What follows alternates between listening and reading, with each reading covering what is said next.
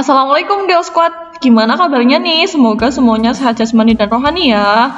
Selamat sudah melalui masa 2 tahun di SMA, sekarang saatnya masuk ke tahun terakhir. Selamat datang di kelas 12. Belajar dan doanya tambahin rajinnya ya. Tambah taat jalankan syariat agama, tambah baik dan manis sama ortu, guru, teman, dan ke semua makhluk hidup ciptaan Allah. Oh ya, selain itu, semoga tujuan pendidikan menurut amanah undang-undang juga tercapai ya. Di mapel geografi kelas 12 ini, kita akan belajar bersama sebanyak 4 bab dengan materi yang insya Allah bisa menambah pengetahuan dan keterampilan kamu sebagai calon mahasiswa. Cih. Oke Geo Squad, langsung aja kita masuk ke bab 1 ya. Bab 1 kali ini judulnya adalah wilayah dan tata ruang. Di video kali ini kita baru akan membahas tentang wilayah dulu. Untuk video tata ruangnya ditunggu ya. Kalau dengar atau lihat kata wilayah, apa sih yang ada di benak kalian? Apakah kota itu adalah kenampakan adalah fasilitas dan hingar-bingarnya? Atau desa dengan sawah dan ketenangannya? Jadi, wilayah itu apa? Singkatnya, wilayah adalah suatu areal yang memiliki karakteristik tertentu. Misalnya, wilayah hutan berbeda dengan wilayah pertanian, dan wilayah kota berbeda dengan pedesaan. Wilayah dibagi menjadi 2. Pertama adalah wilayah formal. Pengertiannya adalah kawasan geografis yang seragam atau homogen atau hanya memuat satu kriteria saja. Awalnya, wilayah formal ini hanya meliputi kriteria fisik atau alam yang sifatnya statis.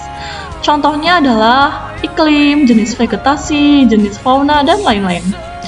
Nah, kriteria fisik ini lalu berkembang menjadi kriteria ekonomi seperti wilayah industri atau pertanian bahkan sampai sosial politik. Tapi intinya masih tetap homogen atau satu kriteria saja kan? Contoh dari wilayah formal ini adalah wilayah pegunungan, wilayah kars, wilayah yang beriklim tropis, wilayah pertanian, pokoknya yang satu tema aja lah ya. Gimana? Jelas kan? Kalau udah jelas, kita lanjut ke pembagian wilayah yang kedua. Pembagian wilayah yang kedua adalah wilayah fungsional. Pengertiannya adalah kawasan geografis yang heterogen dan saling berhubungan antara bagian satu dengan bagian yang lain. Wilayah fungsional ini bersifat dinamis dan aktif.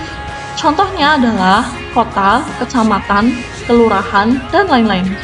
Selain itu, contoh dari wilayah fungsional ini dapat berupa gabungan dari beberapa wilayah yang dijadikan akronim. Yang terkenal dan hampir semua orang tahu adalah Jabodetabek. Jadi, Jabodetabek ini adalah gabungan dari Jakarta, Bogor, Depok, Tangerang, dan Bekasi. Itu adalah sebuah kawasan metropolitan Jakarta dan sekitarnya. Gitu ya. Untuk lebih jelasnya lagi, kita ambil satu contoh realnya ya. Jadi kan salah satu contoh dari wilayah fungsional adalah kecamatan. Nah, di kecamatan itu terdapat banyak kenampakan, baik fisik maupun sosial, seperti sungai, wilayah industri, wilayah pertanian, pendidikan, pariwisata, dan lain-lain.